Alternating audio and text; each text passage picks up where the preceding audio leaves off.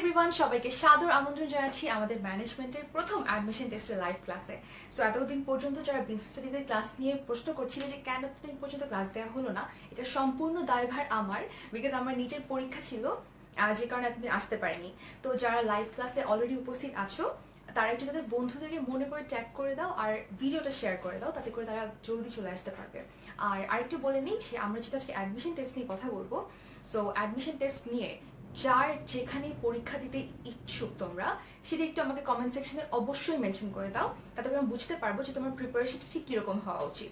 আর admission টেস্টে আজকে যে টপিকটা বলবো একটু জানিয়ে রাখি। ফার্স্টেই সাতটার ক্লাসটাতে যেটা আমরা এখন করতে যাচ্ছি সেখানে আমরা পড়বো ব্যবসায় নিয়ে সেখানে আমরা শিল্প বাণিজ্য নিয়ে পড়বো। অলরাইট, আর বাণিজ্য নিয়ে খুব সম্ভবত আমি একটু কম এমফাসিস দিব, বাণিজ্যটা থেকে আমি খুব শর্টকাট একটা সামারি বলে দিব, শিল্পটা থেকে খুব ইম্পর্টেন্ট কিছু জিনিস পড়বো।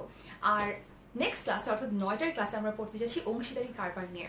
তো ফার্স্ট ক্লাসটা শুরু করে দিচ্ছি, এর মধ্যে তুমি তোমার বন্ধুদেরকে কিন্তু একটু ভিডিওটা শেয়ার করে জানিয়ে দাও আর তাদেরকে ট্যাগ করে দাও। সো ক্লাস শুরু করতে যাবার আগে ফার্স্টলি আমি একটু বলে নেই যে তোমাদের মোট এমসিকিউ থাকে 20টা, রাইট? মোট 20টা এমসিকিউ। এই 20টা এমসিকিউতে তোমাদের নাম্বার থাকে মোট 30। এই 30 নাম্বারের জন্য ম্যানেজমেন্টে নিয়ে কিছু কথা বলে রাখার প্রয়োজন, যে যেহেতু ম্যানেজমেন্টে তোমরা এইচএসসি তে পড়ে এসছো ফার্স্ট পেপার এবং সেকেন্ড পেপার, প্রথমেই বলে রাখি যে তোমার ম্যানেজমেন্টের অ্যাডমিশন টেস্টের প্রিপারেশনটা বেস হবে এই এইচএসসি ফার্স্ট পেপার এবং সেকেন্ড পেপার দুটো বই। ওকে, ফার্স্ট পেপার এবং সেকেন্ড পেপার দুটো বই নিশ্চয়ই কেউ এখন পর্যন্ত ফেলে দেওয়ানি, তাই না? তো সেই দুটো বইয়ের উপর বেস করে তোমার প্রিপারেশনটা হবে। আর এই যে বললাম 20টা প্রশ্ন, এই 20টা প্রশ্নের মধ্যে 16 থেকে 17টা প্রশ্ন তোমার টেক্সট বুক থেকে করা হয়। টেক্সট বুক যেটা কিন্তু তোমার ফার্স্ট পেপার এবং সেকেন্ড পেপার এইচএসসি টেক্সট বুকটা, একটু লিখে দিই বোঝার সুবিধার্থে। আর এই 16 থেকে 17টা যে প্রশ্ন যেগুলো কিনা তুমি এইচএসসি তে অলরেডি পড়ে এসছো সেখান থেকে করা হবে।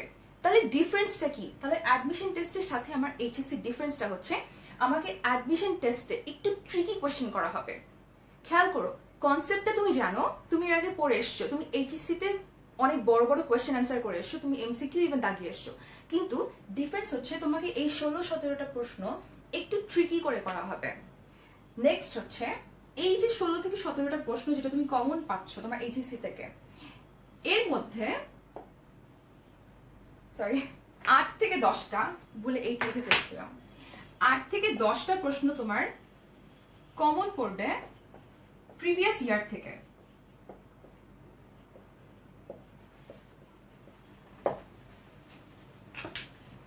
প্রিভিয়াস ইয়ার থেকে প্রশ্ন কমন পড়ার মানে হচ্ছে তোমাকে এই প্রিপারেশনটা নেওয়ার জন্য অ্যাডমিশন টেস্টের লাস্ট 10 ইয়ার্স এর কোয়েশ্চেন পড়তে হবে। লাস্ট 10 ইয়ার্স, এটা হচ্ছে তোমার জন্য অ্যাডমিশন টেস্টের ম্যানেজমেন্ট প্রিপারেশনের জন্য একটা ফরজ কাজ। সো এই ছোট্ট ইনফরমেশনটা যারা ফ্রেন্ডদের সাথে শেয়ার করতে চাও, ভিডিওটা একটু মনে করে শেয়ার করো, বন্ধুদেরকেও জানিয়ে দাও যে তোমার প্রিপারেশনটা কিসের উপর বেস করে তুমি নিতে যাচ্ছ। আর আমি কিন্তু তোমাদের কমেন্টটা এখনই চেক করবো, বলেছিলাম যে কারা কোথায় পরীক্ষা দিতে চাও সেটা একটু আমাকে জানিয়ে দাও। সো আমি কমেন্টটা চেক করছি, এর ফাঁকে তুমি একটু আমাকে বলে দাও যে প্রিভিয়াস 10 ইয়ার্স এর অলরেডি প্রিপারেশন কারা কারা নিয়েছো। যে প্রিভিয়াস 10 ইয়ার্স এ 10 মিনিট স্কুল না, ঢাকা ইউনিভার্সিটিতে সি ইউনিটের সময় ম্যানেজমেন্টে যে প্রশ্নগুলো এসছে সেগুলো কারা কারা পড়েছো। এটা করার কারণ হচ্ছে যে তোমার 20টা প্রশ্ন থেকে অলরেডি 8 থেকে 10টা প্রশ্ন, অর্থাৎ তোমার 50% প্রিপারেশন হয়ে যায়। কখন? যখন তুমি প্রিভিয়াস 10 ইয়ার্সটা করে আসো, দেন প্রিভিয়াস 10 ইয়ার্স ডান। ওকে, 50% ডান।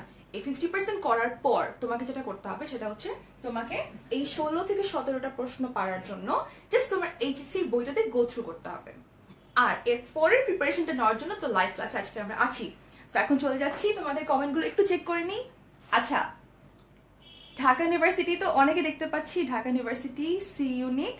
আচ্ছা, ঢাকা ইউনিভার্সিটি যারা সি ইউনিটে পরীক্ষা দিতে চাও তাদেরকে একটু বলে রাখি, তোমরা কিন্তু ঢাকা ইউনিভার্সিটির সি ডি দুটোর জন্যই অ্যাটেন্ড করতে পারো। এটা বলার কারণ হচ্ছে আমি নিজে সি ডি দুটোতেই দিয়েছি এবং আমি জানি যে সি এবং ডি দুটোর মাঝখানে যত পরিমাণে সময় পাওয়া যায় ওই পরিমাণ সময় তুমি ইজিলি ডি ইউনিটের অ্যান্সারটা, ডি ইউনিটের প্রিপারেশন নিতে পারো। তো আমার মনে হয় তুমি যারা বলছো সি ইউনিট পরীক্ষা দিতে চাও তারা কিন্তু ডি প্রিপারেশনটাও নিও। আর সি ইউনিটের পাশাপাশি আমি বলবো ঢাকার বাইরে অন্যান্য যেসব পাবলিক ইউনিভার্সিটি, জাহাঙ্গীরনগর ইউনিভার্সিটিতে পরীক্ষাটা দিও, সেটা খুব সম্ভবত ঢাকা ইউনিভার্সিটি পরীক্ষার আগে হয়। ওই পরীক্ষাটা দিলে তোমার জন্য ওটা একটা অনেক বড় প্রিপারেশন, সিন্স ওই পরীক্ষাটা দেওয়ার জন্য তোমাকে ফুল প্রিপারেশনটা নিতে হয়, তাই না? সো আমাকে তোমরা জানিয়ে দাও যে কারা কোথায় পরীক্ষা দিতে চাও। আমি তোমাদেরকে ঠিক এর পরের প্রশ্নটাতে চলে যাচ্ছি, যেখানে আজকে আমরা কথা বলবো ব্যবসায় নিয়ে। ব্যবসা থেকে খুব কমন একটা কোশ্চেন করতে যাচ্ছি, ঠিক আছে? ব্যবসায়ের মূল লক্ষ্য বা যেটাকে আমরা আরেকটা কথায় বলে থাকি উদ্দেশ্য, সেটা কি? ব্যবসার মূল লক্ষ্য বা উদ্দেশ্য। আমাকে হ্যান্ডরাইটিং এর জন্য একটু এক্সকিউজ করো, আমি হ্যান্ডরাইটিং যখন একটু দ্রুত লিখি আমি এর থেকে বেশি সুন্দর করতে পারি না। সো আচ্ছা, কমেন্ট সেকশনে যারা আছো একটু একবার জানিয়ে দিই কারা কারা আছো। সাইফুল আছো, বলেছো ঢাকা বিশ্ববিদ্যালয়ে পরীক্ষা দিতে চাও। আচ্ছা, আর ফটিকছড়ি থেকে আমাদের সাথে আমাদের স্টুডেন্টরা জয়েন করেছো, thank you so much. Sabrin বলেছো ঢাকা বিশ্ববিদ্যালয়। সাখাওয়াত কোশ্চেন করেছো অ্যাকাউন্টিং ক্লাস কখন হবে? অ্যাকাউন্টিং ক্লাসটা আমি ম্যানেজমেন্টের পর নেক্সট যে বিসিএস যে ক্লাসটা নেওয়া হবে সেখানে অ্যাকাউন্টিং থাকবে, ঠিক আছে? তুমি আমাকে জানিয়ে দাও তুমি অ্যাকাউন্টিং এর কোন চ্যাপ্টারটা বা কোন টপিকটা পড়তে চাও, ঠিক আছে? আর সজীব বলেছো সি ইউনিট। চট্টগ্রাম বিশ্ববিদ্যালয় দিলে কেমন হয় প্রশ্ন করেছো তাহসান। তাহসান আমার খুব পছন্দের একটা নাম, বাই দ্য ওয়ে। চট্টগ্রাম বিশ্ববিদ্যালয়ে পরীক্ষা দিলে খুবই ভালো হয়, সিন্স ওখানে একটা খুব ইন্টারেস্টিং শাটল ট্রেন আছে, তাই না? ওই ট্রেনটা কিন্তু খুব আমার পছন্দের একটা জিনিস, খুব সেন্টিমেন্টাল একটা ব্যাপার। চট্টগ্রাম বিশ্ববিদ্যালয়ে তুমি অবশ্যই পরীক্ষা দিও। আর চট্টগ্রাম বিশ্ববিদ্যালয়ে পরীক্ষা দেওয়ার জন্য তোমাকে জাস্ট আমাদের সি ইউনিটের মতো করেই প্রিপারেশন নিতে হবে। ডিফারেন্স হচ্ছে ওখানকার ইউনিটটা বোধহয় একটু চেঞ্জ থাকে, ওটা তুমি একটু জেনে নিও। কথা বলেছো রাজশাহী বিশ্ববিদ্যালয় জেইউ। আর বলেছো আচ্ছা, একজন বলেছো যে প্রফিট, মুনাফা অর্জন। আচ্ছা, আমি বোধহয় এই প্রশ্নটার উত্তরটা পেয়ে গিয়েছি যে আমাদের ব্যবসায়ের মূল লক্ষ্য বা উদ্দেশ্যটা কি? মুনাফা অর্জন। আচ্ছা, মুনাফা অর্জন এটা আমরা সবাই জানি। এখন যেই প্রশ্নটা অ্যাডমিশন টেস্টে করা হয় সেই প্রশ্নটা একটু করে ফেলি, যে ব্যবসায়ের দীর্ঘমেয়াদী লক্ষ্য কি? দীর্ঘমেয়াদী লক্ষ্য বা উদ্দেশ্য এটা একটু আমাকে জানিয়ে দাও। ব্যবসায়ের দীর্ঘমেয়াদী লক্ষ্য বা উদ্দেশ্য, যারা এখন পর্যন্ত আমাকে প্রশ্নের উত্তর করছিলে মুনাফা অর্জন, থ্যাংক ইউ সো মাচ। আচ্ছা, অনেকে উত্তর করেছো, মারিয়া বলেছো, আদনান বলেছো, অনির্বাণ বলেছো, দেন বলেছো মুনাফা অর্জন বলেছো শামীম, রবিউল, সাফিউল বলেছো যে ডিইউতে পড়তে চাও। আচ্ছা, এখন আমাকে একটু জানিয়ে দাও যে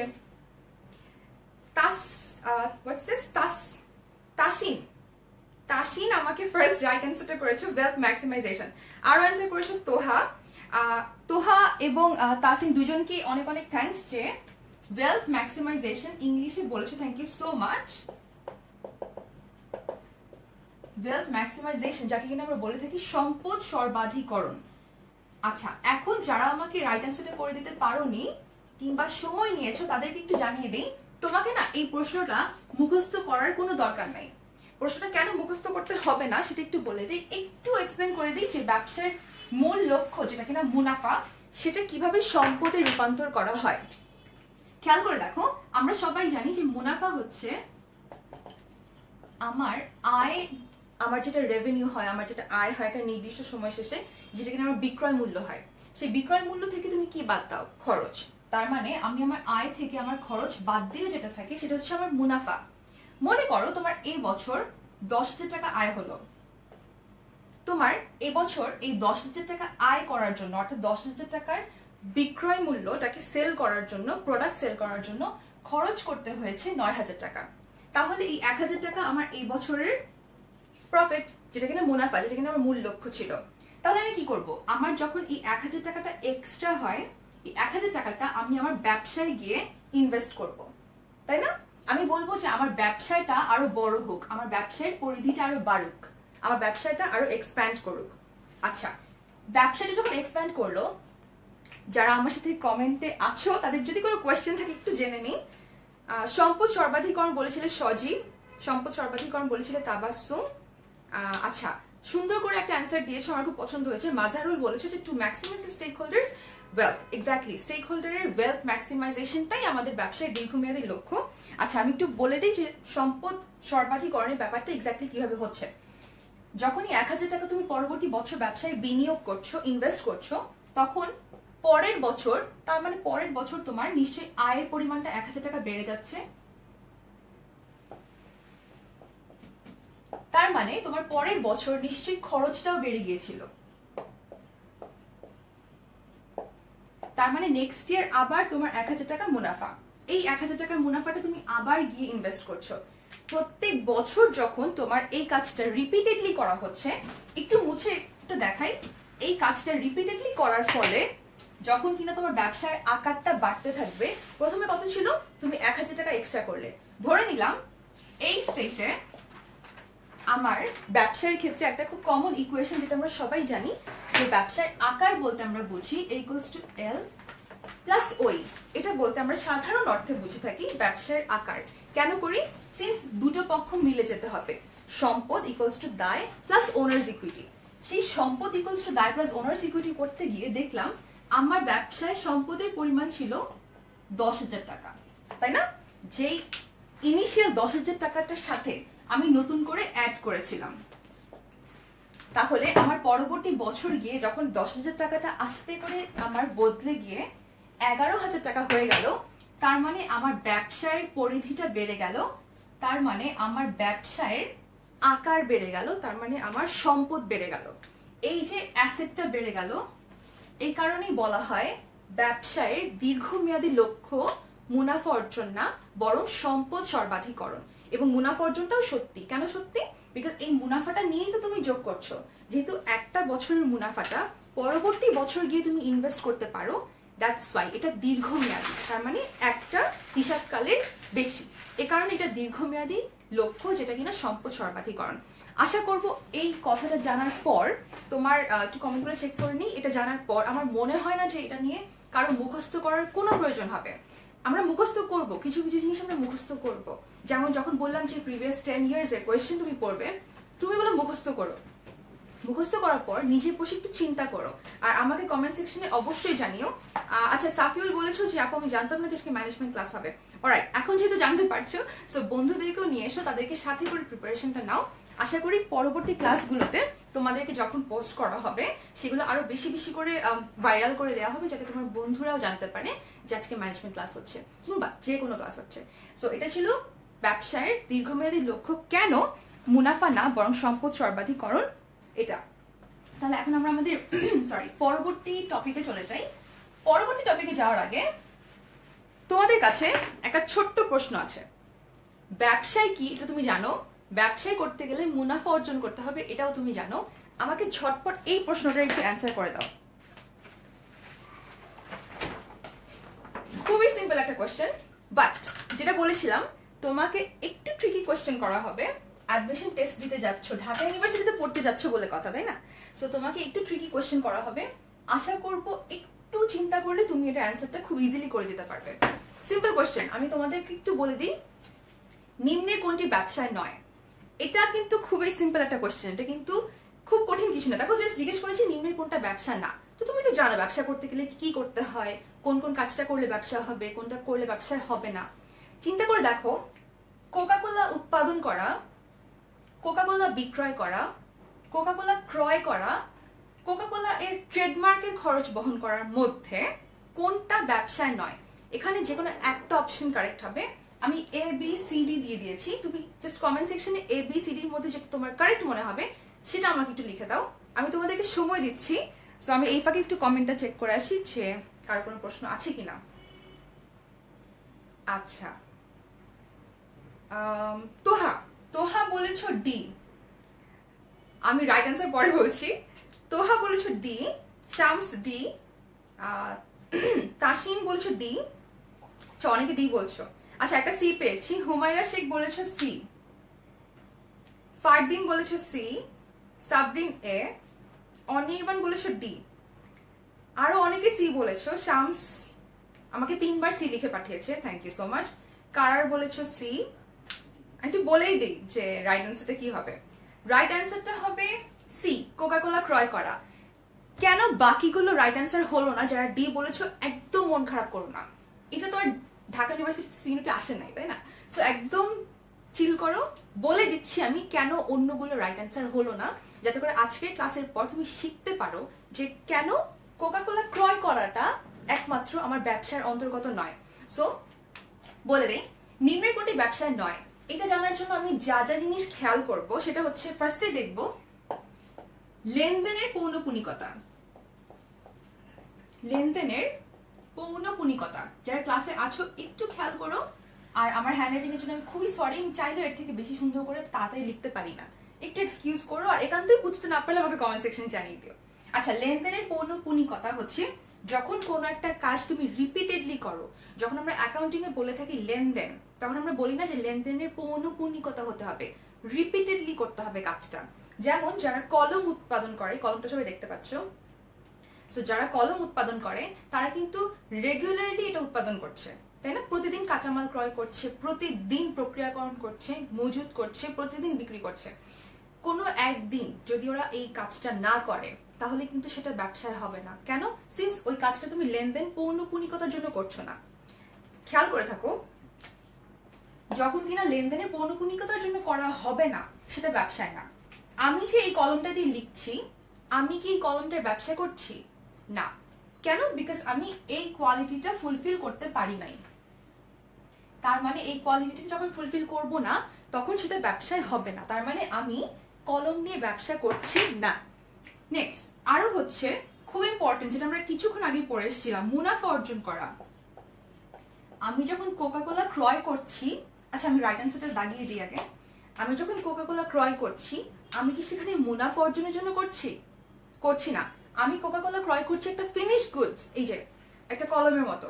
আমি কোকাকোলাটা ক্রয় করছি একটা ফিনিশ গুডস, যেটা কিনা আমি কনজিউম করব, লাইক এই কোকাকোলাটা আমি পান করব। এটাই হচ্ছে আমার মূল লক্ষ্য বা উদ্দেশ্য। যারা আমাদের সাথে ক্লাসে আছো, এই ইম্পর্টেন্ট টপিকটা যেটা তুমি আজকে শিখতে পারলে, এটা কিন্তু ফ্রেন্ডের সাথে অবশ্যই শেয়ার করে দিও, ভিডিওটা শেয়ার করে দাও, তাহলে তাকে খুব দ্রুত তুমি জানাতে পারবে। কথা বলছিলাম যে কলমটার কথা, যে কলমটা যখন কিনছি আমি কিন্তু এটা ব্যবহার করার উদ্দেশ্যে কিনছি। এটা থেকে আমার কোনো মুনাফা অর্জনের কোনো লক্ষ্য নাই, লেনদেনের পৌনঃপুনিকতাও না। যেহেতু এই অনেকগুলো আমরা জানি, ছোট ছোট অনেকগুলো ব্যবসার বিবেচ্য বিষয় আছে, তো সেই উপাদানগুলোকে শেখানোর জন্য তোমাকে জাস্ট এটা আজকে বললাম যে কোকাকোলাটা ক্রয় করলে আমি কনজিউম করার জন্য করছি, দ্যাটস ওয়াই এটা ব্যবসায় হবে না। আর কোকাকোলা উৎপাদন করা তো বুঝতেই পারছো কখনোই রাইট অ্যান্সার হবে না। কোকাকোলা বিক্রয় করা, এটাও জানো যে বিক্রি করলে একটা মুনাফার কাজ থাকে, দ্যাট মিনস এটা ব্যবসায়। আর কোকাকোলা নামটা লেখার একটা স্টাইল আছে না, কোকাকোলাটা এই জন্য একটা ট্রেডমার্ক। কোকাকোলা যেহেতু একটা ট্রেডমার্ক, এই জন্য এই ট্রেডমার্কের জন্য ওদেরকে খরচ বহন করতে হয়। দেয়ারফর আমরা ব্যালেন্স শিটে ট্রেডমার্কটাকে অ্যাসেট হিসেবে দেখাই না? মনে পড়েছে না একটু একটু করে? সো এই কারণে ট্রেডমার্কটা ওর জন্য একটা ব্যবসায়িক কার্যক্রম, কিন্তু এটা যেহেতু এখান থেকে তার মুনাফা অর্জনের একটা প্রয়াস থাকে। যদি কোকাকোলাটা ট্রেডমার্ক না করতো, তার এই এক্সট্রা প্রফিটটা অন্য কেউ নিয়ে যেত। দ্যাটস ওয়াই এটা একটা ব্যবসায়। আর ব্যবসায় না কোনটা? যেটা কিনা কোকাকোলা ক্রয় করে কনজিউম করা। থ্যাংক ইউ সো মাচ যারা এতক্ষণ পর্যন্ত এটা বুঝছিল আমাদের সাথে। একটু দেখে নি কারো কোনো কোয়েশ্চেন আছে কিনা এই সংক্রান্ত। আচ্ছা, ফুয়াদ বলেছে আপু লেখা ঠিক আছে। আচ্ছা, থ্যাংক ইউ সো মাচ, তুমি যে বুঝতে পারছো এটাই আমার জন্য একটা আলহামদুলিল্লাহ। আর আচ্ছা, কোকাকোলা পার্সোনাল ইউজের জন্য আমি বাই করতে পারি, এটা লিখেছো মাজহারুল। এক্স্যাক্টলি মাজহারুল, তুমি বুঝতে পেরেছো, thank you so much. So এখন আমরা আরেকটা টপিক পড়বো, যেখানে আমরা দেখবো ব্যবসায়ের কিছু উপকরণ। আমরা জানি যেটা তুমি পারো, তাও একটু বলে দিই। আমার মনে হয় যে যেহেতু অ্যাডমিশন টেস্টের জন্য প্রিপারেশন নিচ্ছ, তোমার মধ্যে যেন কোনো কনফিউশন না থাকে। ব্যবসায়ের সওদা বলে একটা ব্যাপারকে, সওদা বা উপকরণ। সওদা বলতে বোঝাচ্ছে যে যেই বস্তুটা নিয়ে তুমি ব্যবসা করছো, সওদা বা উপকরণ। উপকরণগুলো কি কি? স্বাভাবিকভাবে পণ্য, আচ্ছা, সেবা, পণ্য, সেবা, আরো আছে অর্থ, ঋণ এবং মতাদর্শ। আচ্ছা, ক্লাস 10 এর মাঝখানে একটা কথা একটু জানিয়ে রাখি যে আমাদের সাথে নেক্সট বিজনেস সাইজের ক্লাসগুলোতে তোমাদের সাথে আমি পরিচয় করিয়ে দিব আরো দুজন আমাদের ইনস্ট্রাক্টরদেরকে। সো আজকে আমি ক্লাস থেকে যাওয়ার আগে তাদেরকে দিয়ে একটা ছোট্ট হাই তোমাদেরকে দিয়ে যাবো, যাতে করে তোমরা তাদেরকে চিনে রাখতে পারো। পরবর্তী ক্লাসগুলোতে তারা যখন ক্লাস নিবে তখন যেন মনে না হয় যে এরা কারা, লাইক কোথেকে আসছে। সো এরা আমার খুবই পছন্দের কিছু ছোট ভাই, আমার ধারণা ওদের ক্লাসটাও তোমার খুব ভালো লাগবে। তো এটা জাস্ট ক্লাসের ফাঁকে একটু জানিয়ে রাখলাম। যেহেতু কথা বলছিলেন ব্যবসায়ের উপকরণ বা সওদা নিয়ে, বলে নেই যে পণ্য, সেবা, অর্থ, ঋণ, মতাদর্শ, এগুলোকে তোমরা পড়ে এসছি যেগুলা ব্যবসায়ের উপকরণ বা সওদা। এখন আমাকে একটু তুমি বলবা একটা প্রশ্নের অ্যান্সারের মাধ্যমে যে নিম্নের কোনটা ব্যবসা হবে না। নিম্নটা ব্যবসায় হবে না এটা বলার জন্য জাস্ট আগের কোশ্চেনটার মতোই কিন্তু আমরা এখন করছি, দেখতে পাচ্ছ? একেবারে আগের কোশ্চেনটার মতোই তোমার মনে হবে যে আরে টিকটক অ্যান্সার করেই আসছি, কিন্তু ওই টিকটক অ্যান্সার করে আসছো ওটা থেকে এটা কিছুটা হলেও ডিফারেন্ট। কি হবে ডিফারেন্ট এটা অ্যান্সারটার মধ্যে পাওয়া যাবে। প্রশ্নটা খুব ইজি, কোনটা ব্যবসায় নয়। ফার্স্ট একটু খেয়াল করে আমি লিখে রেখেছি যে ব্যবসায় নয়, আর অপশন দিয়েছি bank, consultancy firm, insurance, shopping mall, none. তার মানে হচ্ছে কোনোটি নয়। আমাকে একটু ঝটপট একটু আমাকে কমেন্ট সেকশনে A B C D E যেটা রাইট অ্যান্সার মনে হয় একটু আমাকে জানিয়ে দিও। ফারিহা বলেছো ই। আচ্ছা, তানভীর বলেছো আপু একটা অ্যাকাউন্টিং ক্লাস দরকার। এক্স্যাক্টলি, আমি এটার পরের বিজনেস স্টাডিজের ক্লাসটাতেই অ্যাকাউন্টিং সেট করে দিব। অলরাইট, আমাকে তুমি জানিয়ে দিও যে তোমাদের কোন টপিকটা বেশি প্রয়োজন। সরি, আচ্ছা আমাকে ই অপশনে পাঠিয়েছো ফারিহা, মাজহারুল, মামুন, আদনান, ইউসুফ, হাস। আচ্ছা ওকে, সবাই আমাকে মোরালেস ই পাঠাচ্ছ। সাবরিন বলেছো ডি। সাবরিন আরেকটু চেক করে একটু দেখো তো যে কেন ডি মনে হলো। ডি এর একটা উদাহরণ দেই, shopping mall, Bashundhara city. Bashundhara city shopping mall যেটা, সেখানে প্রত্যেকটা দোকানের জন্য আমাদেরকে ভাড়া দিতে হয় না রেগুলারলি। ওরা এই সম্পূর্ণ শপিং মলটা পরিচালনা করে, এটাও ওদের জন্য একটা বিজনেস। ওদের নিজস্ব ইনকাম থাকে, ওদের নিজস্ব খরচ থাকে। ওরা যখন গার্ডদেরকে ওখানে পে করে, স্যালারি দেয়, ওখানকার যারা গার্ড, সিকিউরিটি গার্ড যারা, তাদেরকে পে করতে হয় না। তার মানে এটা ওদের জন্য খরচ। এরকম আরো বিভিন্ন খরচ থাকে একটা শপিং মলের নিজস্ব। তার মানে এখানে ব্যাংক কি করছে? ব্যাংক অর্থ ব্যবসায় করছে, অর্থ এবং ঋণ। ব্যাংক তোমার কাছে কিন্তু কোনো সেবা দেয় না, ব্যাংক তোমার কাছে একটা প্রোডাক্ট সেল করে, ওই প্রোডাক্টটার নাম হচ্ছে লোন। তার মানে ব্যাংক আমাকে অর্থ এবং ঋণ নিয়ে কাজ করে, তাই না? এরপর ইন্স্যুরেন্স তোমাকে কি করে? ও তোমার ঝুঁকিটাকে বন্টন করে দেয়, ও তোমার ঝুঁকিটাকে বন্টন করে দেয়। এছাড়া কনসালটেন্সি ফার্ম ও কি করে? ও মতাদর্শ বিক্রি করে। তার মানে মনে করো তুমি জানো না যে মার্কেটিং করতে গেলে, কোনো একটা প্রোডাক্ট সেল করতে গেলে কি কি জিনিস মাথায় রাখতে হবে। আমাকে টার্গেট কাস্টমার কাকে ঠিক করতে হবে, আমি কোন প্রসেসে আগাবো, আমি কি তাদেরকে লিফলেট দিব, নাকি আমি টেলিভিশনে দেখাবো, নাকি আমি বিলবোর্ড প্লেস করব, এই সংক্রান্ত আমাকে যারা নাকি অ্যাডভাইস করবে, আমার সাথে কনসাল্ট করবে, তারা হচ্ছে কনসালটেন্সি ফার্ম। ওদের প্রোডাক্টটার নাম হচ্ছে মতাদর্শ, ঠিক আছে? তার মানে অর্থ, ঋণ এবং মতাদর্শ আমার জন্য উপকরণ। এটা তুমি আজকে শিখতে পারলে এই ছোট্ট কোয়েশ্চেনটা অ্যান্সার করার মাধ্যমে। তার মানে রাইট অ্যান্সারটা ছিল নান। দাগিয়ে দিই। And thank you so much যারা আমাকে রাইট অ্যান্সার করেছো। আর বন্ধুদেরকে কিন্তু একটু মনে করে শেয়ার করে দিও, যাতে করে তাদের আর কখনো এটা ভুল না হয়। আর এর সাথে আমরা আজকে আরেকটা টপিকে চলে যাই। আচ্ছা, আমার সাথে যারা কমেন্ট সেকশনে ছিলে, আচ্ছা তাদের যদি এটা বুঝতে কোনো প্রবলেম হয়ে থাকে সেটা একটু আমাকে বলে দিও। সবাই মোরালেস ই হবে এটা বুঝতে পেরেছিলে, থ্যাংক ইউ সো মাচ। চলে যাই পরের টপিকে, যেখানে আজকে আমরা দেখব ব্যবসায়ের উপযোগ। আচ্ছা আগে একটু বলে নেই, ব্যবসায় বেসিক্যালি কি করে? ব্যবসায় আমাদের জন্য কি করে? উপযোগ সৃষ্টি করে। তার মানে আমার একটা অভাব পূরণ করে। যেমন আমি ফর এক্সাম্পল আমি বোর্ডে লিখবো, এই হোয়াইট বোর্ডে লেখার জন্য কি আমি চক ইউজ করব, কলম ইউজ করব, সাইন পেন ইউজ করব? না, আমার একটা বোর্ড মার্কার লাগবে। বোর্ড মার্কার লাগবে না? আবার বোর্ড মার্কার দিয়ে কি আমি সাইন পেনের কাজ করতে পারবো? হবে না। তো প্রত্যেকটা জিনিসের অভাব বোধ ইউনিক হয়, প্রত্যেকটা জিনিসের অভাব বোধ ইউনিক হয়। এই কারণেই প্রত্যেকটা প্রোডাক্টের ওই অভাব পূরণ করার একটা ক্ষমতা থাকে, যেটাকে আমরা বলি উপযোগ। তার মানে ব্যবসায় কি করে? উপযোগ সৃষ্টি করে, উপযোগ সৃষ্টি করে থাকে, তাই না? এই ব্যবসায় যে উপযোগটা সৃষ্টি করে, এটাকে মনে রাখার জন্য আমরা কি করি? বলে থাকি ব্যবসায় 7 ধরনের উপযোগ সৃষ্টি করে। 7 ধরনের। তাহলে বলতে পারে ব্যবসায় কিভাবে 7 ধরনের উপযোগ সৃষ্টি করে? তো ব্যবসায় 7 ধরনের উপযোগ সৃষ্টি করে, এটা তো ব্যবসায়। এর মধ্যে একটা আমি জানি রূপগত উপযোগ সৃষ্টি করে হচ্ছে শিল্প, তাই না? শিল্প কি করে? আশা করি তোমরা দেখতে পাচ্ছ। দেখতে কারো সমস্যা হচ্ছে না? তো দেখতে সমস্যা না, আমাকে একটু কমেন্ট সেকশনে মেনশন করে একটু বলে দিও। রূপগত উপযোগ সৃষ্টি করে। তাহলে একটা তুমি পেরে গেলে। আর বাকি 6টা কি করে?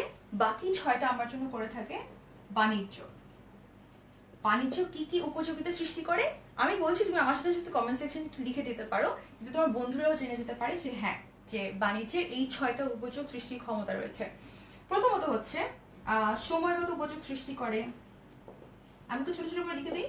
সময়গত, স্থানগত, স্থান, অর্থ, ঝুঁকি, যেটা কিনা আমার ইন্স্যুরেন্সের মাধ্যমে এটা সলভ করা হয়, ঝুঁকিগত, দেন সত্যগত, আরেকটা হচ্ছে তথ্যগত।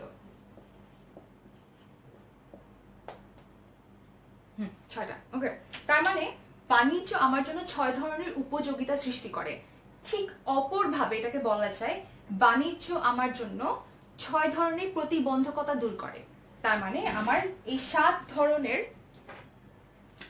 7 ধরনের অভাব বোধ দূর হয় ব্যবসার মাধ্যমে, 1 ধরনের অভাব বোধ দূর হয় শিল্পের মাধ্যমে, আর বাকি 6 ধরনের বাণিজ্যের মাধ্যমে। সেটা একটা খুব ইম্পর্টেন্ট একটা ফর্মুলা ছিল তোমাদের সবার জন্য। যাদের কাছে মনে হচ্ছে যে এটা বন্ধুদের সাথে শেয়ার করতে চাও, অবশ্যই সেটা ভিডিওটা শেয়ার করে দিও। আচ্ছা, একটু জেনে নিই যে কমেন্টে। আচ্ছা, হিমাংশু বলেছে দেখা যাচ্ছে না, লাস্টের দুটো দেখা যায় না। ও আচ্ছা, শিওর, লাস্টের দুটো মানে এই দুটো, তাই না? একটু উপরে উঠাই দিই। লাস্টের দুটো লিখেছিলাম, আই গেস এখন তুমি দেখতে পাচ্ছ, তাই তো? সত্যগত, আরেকটা লিখেছিলাম কি তথ্যগত। আচ্ছা, সো এটা ছিল আমাদের 6টা উপযোগিতা, অর্থাৎ 6টা প্রতিবন্ধকতা দূর করে আমার জন্য বাণিজ্য। তার মানে 7 ধরনের উপযোগিতা সৃষ্টি করে ব্যবসায়, 1 ধরনের করে শিল্প, 6 ধরনের করে বাণিজ্য। এই মজার টপিক, যেটা কিনা আমরা খুব মজা করে ফেললাম, এটা কিন্তু পরীক্ষার হলে যখন আসে স্টুডেন্টরা কিন্তু বেশ কনফিউজড হয়ে যায়। সো তুমি আর কখনো কনফিউজড হবে না, এবং তোমার বন্ধুর সাথে না হয়, এই জন্য ভিডিওটা অবশ্যই শেয়ার করে দিও। তো এই সাথে আমরা আমাদের পরের টপিকটাতে চলে যাই। আর আমি একটু কমেন্টটা চেক করে দেখি কারো কোনো কোয়েশ্চেন আছে কিনা এই সংক্রান্ত। আচ্ছা, এখন তো বোধহয় দেখা যাচ্ছে, তাই না? ওকে, কাল কোন সাবজেক্টে ক্লাস নেওয়া হবে এটা আমাদের একজন স্টুডেন্ট কোয়েশ্চেন করেছে, একটু জানিয়ে দেওয়া হবে। ভাইয়া তুমি আমাদের সাথে থাকো, আমরা বোধহয় আজকের ক্লাসের পর বা ইন দ্য মিন টাইম আমরা গ্রুপে পোস্ট করে দেবো, ঠিক আছে? সো এখন তোমাদের জন্য একটা ছোট্ট কোয়েশ্চেন আছে। আশা করি এই কোয়েশ্চেনটার অ্যান্সারটা আমরা এতক্ষণ যা পড়লাম এখান থেকে তুমি দেখতে পারবে। আর আমি তোমাদের সুবিধার্থে একটু বলে রাখি, আগামীকালকে 10 মিনিট স্কুলে কেমিস্ট্রি ক্লাস নেওয়া হবে। নিবেন আমাদের সবার খুবই ফেভারিট স্বামীর ভাইয়া। সো ঠিক সন্ধ্যা 7টায় এবং 9টায় সবাই ক্লাসে চলে এসো, ঠিক আছে? আর বন্ধুদেরকে অবশ্যই সেটা শেয়ার করে জানিয়ে দিও। সো এখন যেহেতু তোমরা উপযোগ নিয়ে পড়ে ফেললে, খুবই সিম্পল একটা কোয়েশ্চেন, ব্যবসার উপযোগ 9 নিম্নের কোনটি? ব্যবসার উপযোগ 9, একটু খেয়াল করে দেখো, আমি এখানে অপশনে বলে দিয়েছি কালগত, পরিবর্তনশীল উপযোগ, স্থানগত আর প্রচারগত। আমাকে একটু কমেন্ট সেকশনে জলদি জানিয়ে দাও যে নিম্নের কোনটি রাইট অ্যান্সার। ওকে, মুনিম বলেছো B. B B B Fahmid Sami যে আমাদের সাথে পরবর্তীতে যে কোনো একটা ক্লাসে তাকে হয়তো পেতে পারে ইনস্ট্রাক্টর হিসেবে, সেও আমাকে অ্যান্সার করেছে B. Thank you so much Sami আমাদের রাইট অ্যান্সারটা দেওয়ার জন্য। সবাই বলেছো বি। আচ্ছা, হিমাংশু বলেছো ডি হবে। হিমাংশু, এখানে ডি রাইট অ্যান্সারটা কেন হবে না একটু বলে দিই। প্রচারগত, এটার মানে হচ্ছে তথ্যগত। আমি একটু আগে যখন বুঝাচ্ছিলাম তখন বলেছিলাম যে তথ্যগত, তাই না? আচ্ছা, অন্য অ্যান্সার গুলো সবাই মোরালেস আমাকে বি অ্যান্সার লিখে পাঠিয়েছো। বুশরা বলেছে আপু বুঝি নাই। আচ্ছা আপু, তোমার সুবিধার্থে আরেকবার বলে দিচ্ছি। প্রশ্নটা ছিল নিম্নের কোনটি ব্যবসায়ের উপযোগ নয়? তার মানে কোন কাজটার মাধ্যমে ব্যবসায় কোনো উপযোগ সৃষ্টি করে না। প্রথম অপশনটা হচ্ছে কালগত উপযোগ। ব্যবসায়ের মাধ্যমে যখন গুদামজাতকরণ করা হয়, যখন তুমি টমেটো সারা বছর জুড়ে খেতে পারছো, অথচ এটা উৎপাদন করতে পারছো কেবলমাত্র একটা সিজনে, তখন এটা তুমি কিভাবে উৎপাদন একবার করে কিভাবে সারা বছর ধরে ব্যবহার করতে পারো, এই কালগত উপযোগটা তখন সৃষ্টি করা হয় গুদামজাতকরণের মাধ্যমে। পরিবর্তনশীল উপযোগ যেটা বলা হচ্ছে, পরিবর্তনশীল উপযোগ হচ্ছে সময়ের সাথে সাথে যে উপযোগটা চেঞ্জ করবে। খেয়াল করো, বাণিজ্যের জন্য বলেছিলাম 6টা উপযোগ সে সৃষ্টি করে। সেখানে কিন্তু কোথাও বলিনি পরিবর্তনশীল উপযোগের কথা, তার মানে রাইট অ্যান্সারটা হচ্ছে পরিবর্তনশীল উপযোগ। আর সি বলেছিলাম স্থানগত। খেয়াল করো, রাজশাহীতে যখন আম হয় সেই আম সারা বাংলাদেশের মানুষের কাছে পৌঁছে দেওয়া হয় স্থানগত উপযোগ অর্থাৎ পরিবহন ব্যবস্থার মাধ্যমে। লাস্টলি প্রচারগত বা তথ্যগত উপযোগ, যখন আমরা কোনো একটা প্রোডাক্টের প্রমোশন করি না, প্রমোশন, যখন টেলিভিশনে তুমি অ্যাডভার্টাইজমেন্ট দেখতে পাও, সেই অ্যাডভার্টাইজমেন্টের মাধ্যমে আমরা জানতে পারি সেই প্রোডাক্টটা সম্পর্কে। তার মানে ওরা প্রোডাক্টটা সম্পর্কে আমাকে তথ্য জানাচ্ছে, আমাকে এটা সম্পর্কে প্রচারের মাধ্যমে বাজারজাতকরণ করছে। এটা হচ্ছে আমার ব্যবসার জন্য আরেকটা উপযোগ সৃষ্টি করা। তার মানে রাইট অ্যান্সার ছিল পরিবর্তনশীল উপযোগ।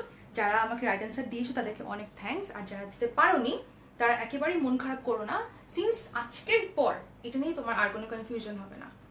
তো এরই সাথে একটা, যেহেতু কথা বলেছিলাম ক্লাসের শুরুতে যে আমাদেরকে মোট 16 থেকে 17টা কোয়েশ্চেন তুমি খুব ইজিলি পেরে যাবা, তাই না? আর কিছু কোয়েশ্চেন করা হয় একটু ট্রিকি, যে কোয়েশ্চেনগুলোর কারণে অ্যাডমিশন টেস্টে 20-এর মধ্যে 20টা প্রশ্ন রাইট করতে গিয়ে অনেক স্টুডেন্ট একটু ধরা খেয়ে যায়, হ্যাঁ, টু সাম এক্সটেন্ট। অনেক পড়াশোনা করে আসলেও কিন্তু এই ছোট ছোট কোয়েশ্চেনগুলোর জন্য অনেকে পারে না। সেরকম একটা কোয়েশ্চেন হচ্ছে, একটু খেয়াল করো, কোয়েশ্চেনটা ট্রিকি না, মোটেই ট্রিকি না। ইনফ্যাক্ট তুমি এটা বইয়ের বিভিন্ন জায়গায় বা ক্লাসে অনেক সময় টিচার হয়তো বলেছেন, তখন যদি একটু খেয়াল করতে তাহলে এটা খুব ইজিলি অ্যান্সার করতে পারবে আশা করি। আর আমি তো তোমাদের সাথে আছি, যদি কোনো কারণে না পারো একদম টেনশন করো না, আমি ক্লাসের এটার অ্যান্সারটা দেওয়ার পর আমি সবাইকে বলে দিব। কোয়েশ্চেনটা হচ্ছে সরি, শিল্প বিপ্লব শুরু হয় কিসের মাধ্যমে? শিল্প বিপ্লব 1750 থেকে 1850, এই সংক্রান্ত তোমরা যদি আরো বেশি কিছু জানতে চাও তাহলে শুভ ভাইয়ের ডি ইউনিটের জিকে ক্লাসটা করে ফেলতে পারো। সো শিল্প বিপ্লব শুরু হয় কিসের মাধ্যমে? অপশনে আমি দিয়েছি স্টিম ইঞ্জিন আবিষ্কার, কয়লার ব্যবহার এর আগে, টাইটানিকের উদ্ভাবনের সাথে, দেখো রিলেট করতে পারো কিনা, ডায়নামাইট আবিষ্কারের মাধ্যমে। আমাকে বলো রাইট অ্যান্সারটা কোনটা হবে, এ বি সি ডি। আমি কমেন্ট সেকশনটা একটু পড়ে নিচ্ছি, দেখি যে আমাদের আচ্ছা কারো কোনো কোয়েশ্চেন আছে কিনা এই সংক্রান্ত। হাসিন বলেছ এ, সজীব বলেছ এ, রঙ্গন, হিমাংশু, স্মৃতি, আচ্ছা সবাই আমাকে এই অ্যান্সার বলছো। এক্স্যাক্টলি রাইট অ্যান্সারটা আসলেই স্টিম ইঞ্জিন আবিষ্কার। Thank you so much guys আমাদেরকে রাইট অ্যান্সারটা দেওয়ার জন্য। তাহলে যারা এই প্রশ্নটা পেরে গেলে, এই ঠিক এই ধরনের প্রশ্নই কিন্তু ওই 16 থেকে 17টা কোয়েশ্চেনের বাইরে আসে। কিছু জিকে বেসড কোয়েশ্চেন যেগুলো নিয়ে ম্যানেজমেন্টের সাথে খুবই রিলেটেবল, ওরকম কিছু কোয়েশ্চেনের উপর ডিপেন্ড করবে তোমার ফেট, যে তুমি ঢাকা ইউনিভার্সিটি সি ইউনিটের অ্যাডমিশন টেস্টে ম্যানেজমেন্টে কয়টা কোয়েশ্চেন রাইট করতে পারবে। সো যেহেতু তোমরা পেরে গেছো, ধরে নিচ্ছি তোমাদের প্রিপারেশন বেশ ভালো। তো এখন আমরা আরেকটা টপিক পড়বো। আচ্ছা এখন যেটা দেখতে যাচ্ছি সেটা হচ্ছে শিল্প। এখন আমরা চলে যাই শিল্পের মধ্যে। শিল্পের মধ্যে বেসিক একটা প্রকারভেদ দেখব। শিল্প আমরা সবাই জানি মোট 5 প্রকার, তাই না? সরি, এই 5 প্রকারের মধ্যে একটু পানি খেয়ে নিই যদি কার কিছু মনে না করো।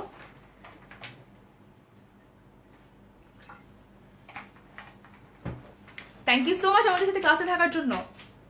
এই 5 প্রকার শিল্পের মধ্যে একটা ফার্স্টে দেখবো, সেটা হচ্ছে প্রজনন। আচ্ছা একটু বলে রাখি, প্রজনন শিল্প কাকে বলে ডেফিনেশন মনে রাখার দরকার নাই। ডেফিনেশন মনে রাখার দরকার নেই এই জন্য, সিন্স তোমার অ্যাডমিশন টেস্টের কোয়েশ্চেনে বলা হবে না যে প্রজনন শিল্প নিম্নের কোনটি বলে অনেকগুলো ডেফিনেশন দিয়ে দিল। তোমাকে যেভাবে কোয়েশ্চেনটা করা হবে সেটা হচ্ছে তোমাকে বলবে নিম্নের কোনটি প্রজনন শিল্প, ফাইন্ড আউট করো। তার মানে এক্সাম্পল দেখে তোমাকে চিনতে হবে। প্রজনন শিল্প বুঝতে গেলে আমি যেভাবে মনে রাখতাম তোমাদেরকে সেটা বলছি, সেটা হচ্ছে একটা পণ্য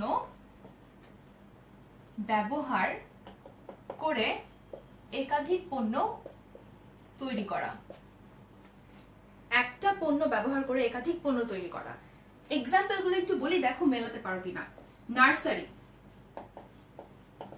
একটা চারা গাছ থেকে অনেকগুলো চারা গাছ তৈরি করা হয়। দেন হ্যাচারি, সেম।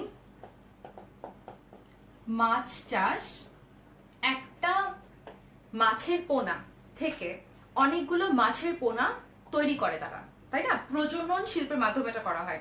পশু পাখি পালন,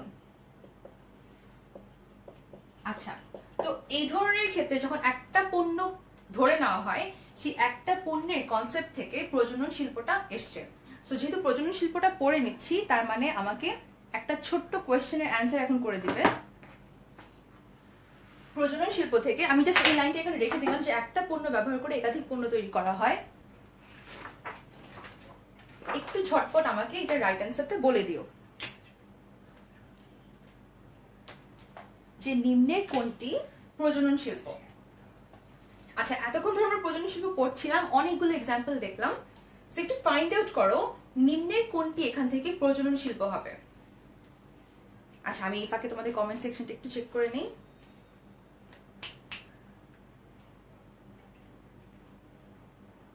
ওকে, হ্যাচারি বলেছো, মাছ চাষ বলেছো, মাছ ধরা বলেছো,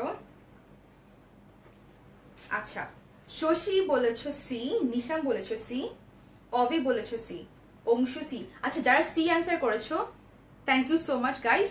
সি অ্যাকচুয়ালি আমাদের রাইট অ্যান্সার, যেটা কিনা বাগান করা। কেন? বিকজ আমরা অনেকগুলো চারা গাছ তৈরি করতে পারি একটা চারা গাছ ব্যবহার করে, যেটা কিনা বাগান করার মূল একটা উদ্দেশ্য। তার মানে তোমরা যারা রাইট অ্যান্সারটা দিলে তাদেরকে অনেক অনেক থ্যাঙ্কস। আর তোমার বন্ধুদের কিন্তু অবশ্যই এটা জানিয়ে দিও যে তোমরা আজকের ক্লাস থেকে কি কি শিখতে পারছো। আচ্ছা, এরই সাথে সাথে আমরা আমাদের পরের টপিকটাতে চলে যাই, প্রজনন শিল্প বাদে। আচ্ছা, প্রজনন শিল্প বাদে বাকিগুলো জানার জন্য খুব বেশি রকেট সায়েন্সের প্রয়োজন নেই। যেমন মনে করো উৎপাদন শিল্প, তুমি খুব ইজিলি জানো যেখানে প্রসেস করা হয়। দেন আমাদের আছে নির্মাণ শিল্প, যেখানে কিনা দালান কোঠা তৈরি করা হয়। সেবা পরিবেশক শিল্প, যেখানে কিনা আমাদের জন্য বিটি, আচ্ছা সেবা পরিবেশক একটু লিখে রাখি, সেবা পরিবেশক শিল্প, সেবা আমাদেরকে যারা দেয়, ফর এক্সাম্পল ডেসা, ওয়াসা, বিডিসিএল, আমাদেরকে যারা ফোন কানেকশন দেয়। দেন সব থেকে বেশি ইউজ হয় BTRC, sorry BRTC, sorry this is BRTC. So যারা আমাদেরকে সেবা দিয়ে থাকে তাদেরকে আমরা বলে থাকি সেবা পরিবেশক শিল্প। লাস্টলি যেটা জানাটা একটু ইম্পর্টেন্ট, সেটা হচ্ছে উত্তোলন শিল্প। আচ্ছা, উত্তোলন শিল্প এটা ফাইন্ড আউট করার জন্য পরীক্ষার হলে তোমাকে যাই এক্সাম্পল দেওয়া হোক না কেন, অপশনটা ফাইন্ড আউট করার জন্য কিছু শব্দ একটু মনে রাখো। শব্দগুলো হচ্ছে আহরণ, নিষ্কাশন, উত্তোলন, আরেকটা শব্দ হচ্ছে ধরা। ধরা খাওয়া না, কোনো কিছু ধরা। সো এর উদাহরণগুলো হচ্ছে সমুদ্র থেকে মাছ ধরা বা মাছ আহরণ করা। দেন নিষ্কাশন শিল্পের মধ্যে খনিজ তেল, যে কোনো ধরনের খনিজ দ্রব্য নিষ্কাশন করা, উত্তোলন করা, আর মাছ ধরা ইত্যাদি। আরো হয় যেরকম বন থেকে কাঠ আহরণ করা, সমুদ্র থেকে লবণ আহরণ করা, নিষ্কাশন করা। এই ধরনের যে কোনো এক্সাম্পলে দেখবা এই চারটা ওয়ার্ড তোমার মাস্ট। কিসের জন্য? উত্তোলন শিল্পের জন্য। সো এটা ছিল আমাদের উত্তোলন শিল্পের কিছু প্রকারভেদ। আশা করি এটা তোমাদের বুঝতে আর কোনো প্রবলেম হবে না। সো এরই সাথে দেখে নিই আমাদের কমেন্ট সেকশনে যারা আছে তাদের কোনো কোয়েশ্চেন আছে কিনা।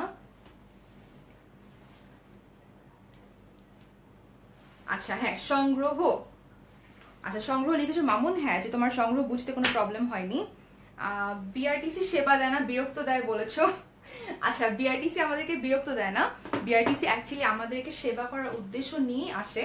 কিন্তু বিআরটিসি যেটা হয় যে অনেক সময় হয়তো বা কোয়ালিটিটা একটু ডিটেরিয়েট করে, বাট আই গেস এটাকে আমরা ওভারলুক করে দিতেই পারি।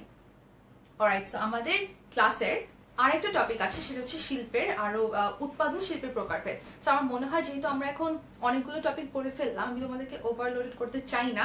সো আমরা রাত 9টার ক্লাসে সেই টপিকগুলো নিয়ে আবার ফেরত আসবো। অংশীদারি কারবার নিয়ে খুব ইম্পর্টেন্ট কিছু টপিক সেখানে আলোচনা করব। সো নেক্সট ক্লাসে আবার দেখা হচ্ছে রাত 9টায়। নিজের ফ্রেন্ডদেরকে ভিডিওটা শেয়ার করে জানিয়ে দিতে ভুলো না। দেখা হবে।